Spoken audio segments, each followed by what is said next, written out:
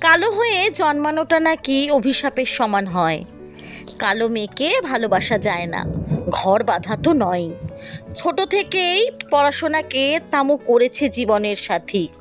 গরিব ঘরের মেয়ে তামু, বাবা সামান্য তাঁতি।